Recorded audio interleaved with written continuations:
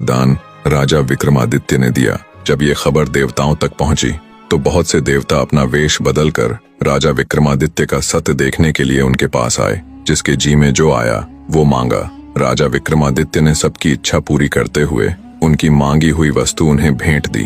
तब देवतागण बोले, धन्य है वो माता पिता जिन्होंने तेरे जैसे पुत्र को जन्म दिया। तीनों लोकों में हमेशा तेरी निशानी रहेगी। जैसे सतलोक में राजा हरिश्चंद्र, त्रेता में राजा बलि और द्वापर में राजा युधिष्ठिर हुए, वैसे ही कलयुग में तुम हुए विक्रमादित्य। चारों युगों में तुम सा दूसरा कोई न हुआ।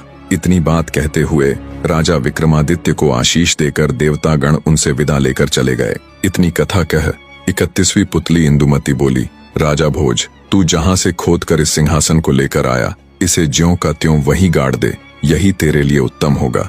भोज भारी कदमों से मन में ढेरों विचारों के साथ दरबार से चला जाता है, पर अगले दिन फिर उसके मन में वैराग्य जाग जाता है और वो सिंहासन पर आरूढ़ होने के लिए उसके पास जाता है। तभी सिंहासन से निकली कनक मंजरी नामक अंतिम और 32वीं पुतली बोली, सुनो राजन, मैं आज तुम्हें अंतिम कथा सुनाने जा रही हूँ।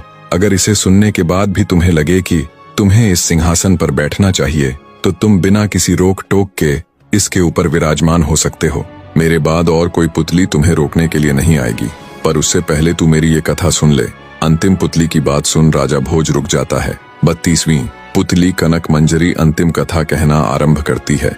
जब राजा विक्रमादित्य का अंतिम समय नजदीक आया तो वो सह शरीर विमान में बैठकर इंद्रलोक पधार गए।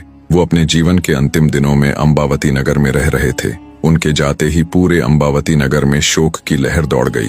तीनों लोकों में हंगामा मच गया कि राजा विक्रमादित्य सह शरीर स्वर्ग सिद्धार गए। इससे पहले कोई बहुत पहुंचा हुआ पूर्ण सिद्ध संत महात्मा ही ऐसा कर पाया था कि सह शरीर स्वर्ग सिद्धार